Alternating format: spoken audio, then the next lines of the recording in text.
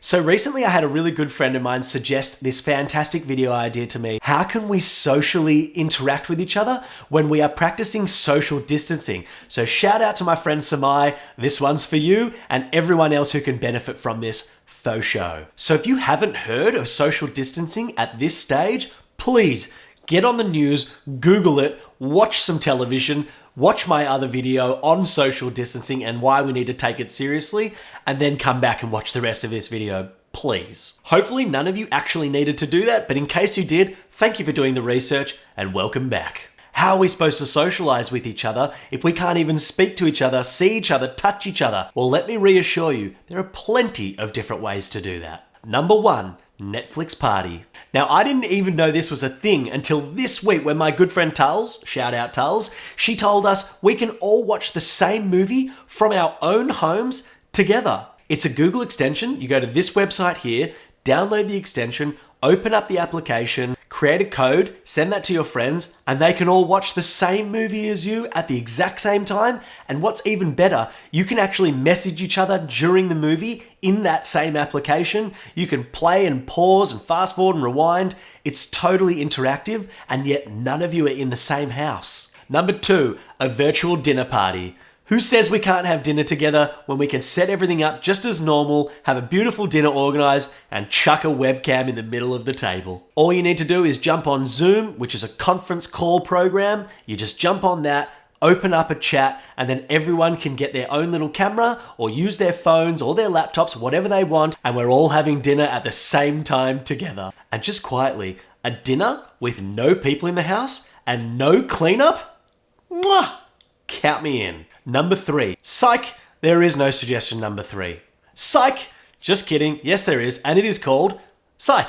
Now, this is another one that I found out from friends only just this week. I can't remember which one of you it was, so thank you to whoever it was. And it's a really, really fun interactive game that you can play with your friends and you don't have to be anywhere near each other. It's all online through your phone. You pretty much just jump into the app, create a game, create a code, tell everyone that you want to play with that code, and then you're playing together. Each person will have a question asked about them. For example, what would Dan's YouTube channel be called? And someone would put Dansplained, or someone would say, I'm an idiot, whatever it is. The funnier the better, the sillier the better, and the idea of the game is to make sure you put out the answer that everybody else would select. So if you know your particular group of friends or your family really, really well, it can be a really great way to think of some clever ideas that you think everybody else will find funny and think that's the one I want to select. Everyone's going to select that because they're going to find that the funniest. And the more people that guess your answer that you provided, the better you do in the game. And you can just burn through round after round after round. It is super fun. Number 4, alternatively, you can actually just have your own games night over Zoom. Like I said, Zoom is just for conference calls, so effectively you open it up and everyone can join the conversation, and you could have 10 people in the same conversation. You'll see all their images, you'll see them like they're on a Skype call, except you're all in the same chat together. Then all you got to do is pick a game that you like, or multiple games.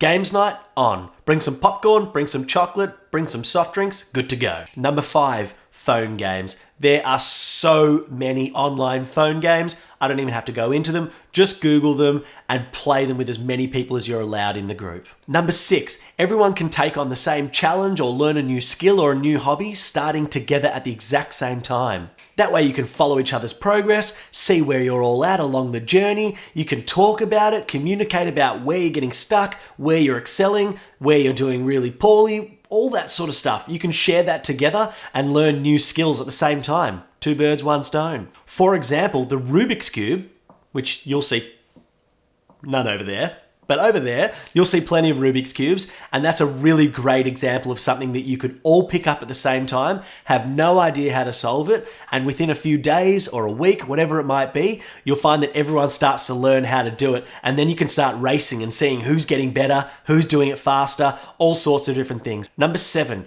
you can actually compete with your friends and/or family to build something made from only things that you have around your house, something that you all agree on, and you all have to build the same thing. So for example, you could go old school and build the best blanket fort, or pillow fort and compete against all your family and friends. And by the way, it doesn't have to be a blanket fort. You can make absolutely anything. I am nowhere near creative enough to think of a bunch of ideas right now, but I'm sure you can come up with plenty of things that you can build from things you have around the house, like books, like boxes, like old scraps, whatever it may be. Find something, agree on something to build together, and do it. Number 8, everyone can choose a topic to speak about, something they're passionate about, something they just want to talk about, something stupid, something funny, whatever it might be. Everyone can take their own topic and you can all do a short presentation, whether it be a speech or a PowerPoint presentation, whatever the hell you like, but it could just be a really fun idea for you guys to do something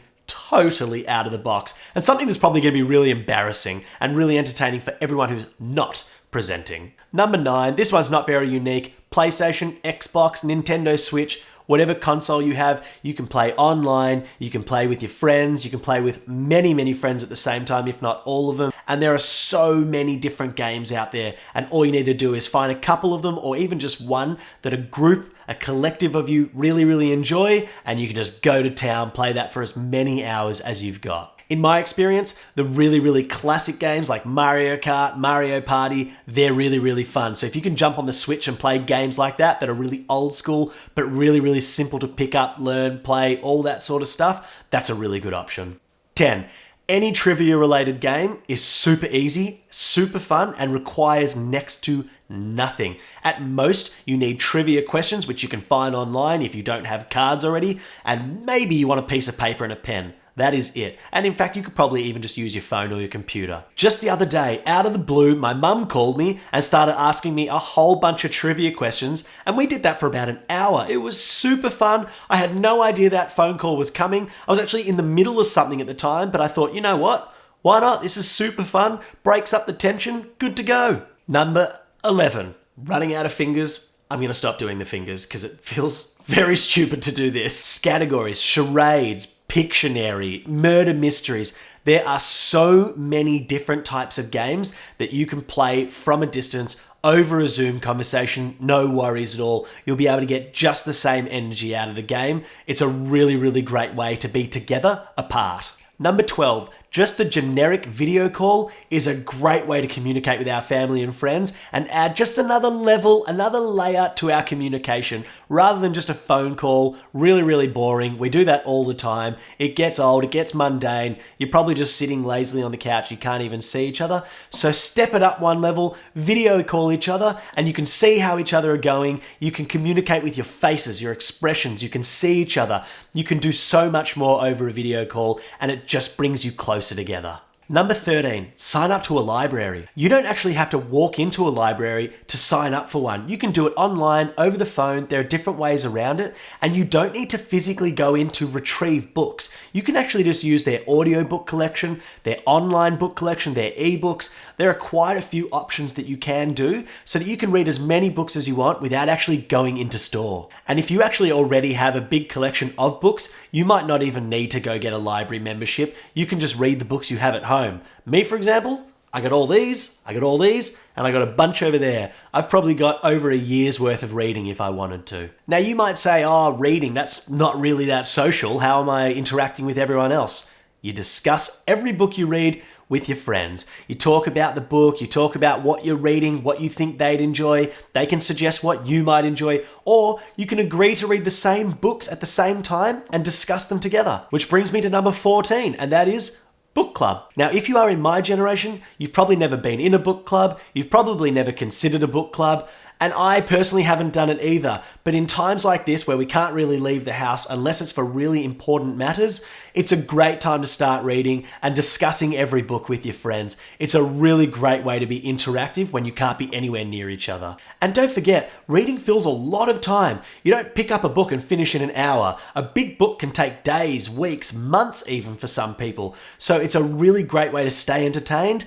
and the added element of talking to each other about the books as you go. You might be reading it page for page with each other and texting as you go, or you might decide to talk to each other at the end of every chapter or at the end of every book. There are so many different ways to do it that'll keep you interacting with your friends. And lastly, number 15, you can all just learn an instrument together.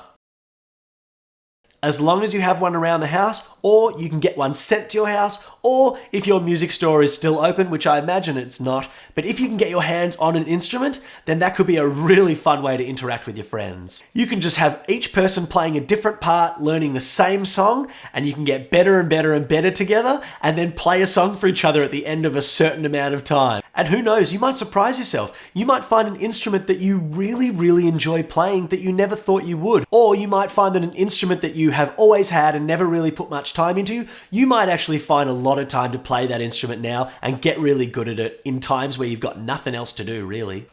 Alright guys, it hurt my brain to think of those ideas. That's 15 different ideas. Most of them I've never done myself. I've never even thought of myself, but I really wanted to sit down and think of some great ideas for you guys and give you guys some ammunition to keep you entertained and stop you from being bored. And most importantly, keep you interacting and socializing with the people we care about when you can't see them face to face. So if you enjoyed this video, please like, please subscribe. I've got plenty of different things coming. All my videos are tailored towards helping you, or rant videos, which I'm really starting to enjoy, telling you things that I wish we were doing better or differently. So if those are things that you're interested in, please subscribe to my channel, like and comment if you've got your own ideas. And until next time, I'm Dan, and you've been Dansplained.